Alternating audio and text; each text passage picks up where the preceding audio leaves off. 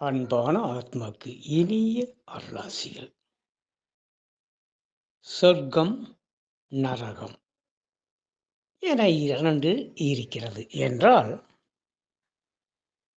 இங்கு இவன் வாழும்போது செய்த பாவ புண்ணியத்திற்கு தகுந்தவாறு சொர்க்கத்திற்கோ நரகத்திற்கோ செல்கிறான் என்றால், இந்த உடல் மண்ணுக்கு, உயிர் விண்ணுக்கு. சரி, இப்போ நரகத்திற்கு செல்கிறான் என்று வைத்துக் கொள்வோம். அங்கு நரக வேதனைப்படுவது யார்? எது? உடல் இருந்தால்தானே எண்ணெய் கொப்பரையில் போட்டு வறுத்தெடுக்க முடியும், முள் சவுக்கால் அடிபட முடியும், பாம்புகள் நிறைந்த புத்துக்குள் இவனை தூக்கி போட்டு பாம்புகள் கடிக்க விஷமேறி மரணிக்க வேண்டும். தேள்கள், பூச்சி, பூரான் போன்ற உயிர்களுக்கு உணவாக்குவதற்கு இவன் உடல்தானே வேண்டும்.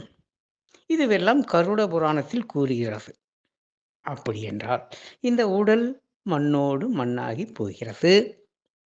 உயிர் ஒளியாக அது வெளியேறி விடுகிறது. இந்த நரகத்தை அனுபவிப்பது யார்? எது?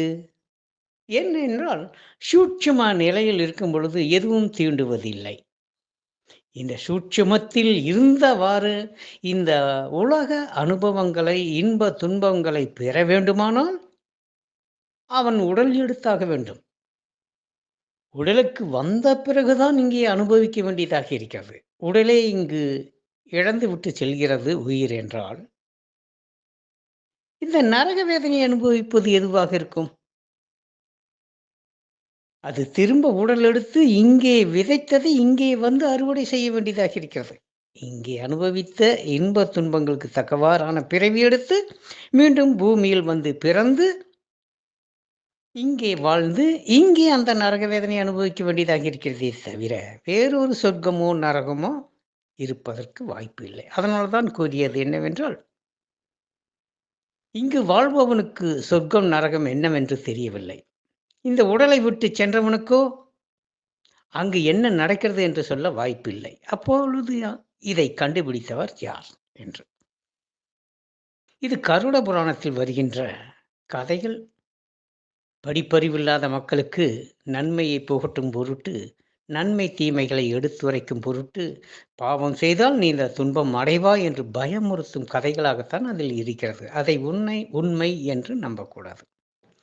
சொர்க்கத்திற்கு செல்பவன் அங்கு தேவலோக கனிகளோடும் சோமபானத்தோடும் சுகபோகத்தோடும் வாழலாம் என்று கூறப்பட்ட சொர்க்க போக கதைகள் எல்லாம் உடலே இங்கே இழந்து விட்டு செல்கின்ற உயிர் அங்கே எதை கொண்டு சொர்க்க போகத்தை அனுபவிக்க முடியும்?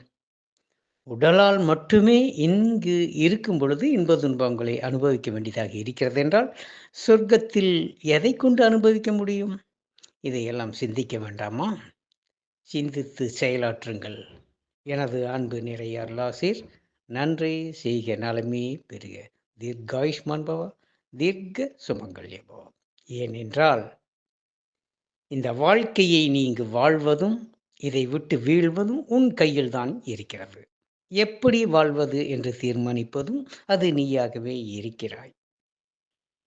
இந்த உலகம் உன்னுடையது, இந்த உடல் உன்னுடையது, இந்த வாழ்க்கை உன்னுடையது. வாழ்ந்து பார். எனது அன்பு நிறை அருளாசீர்.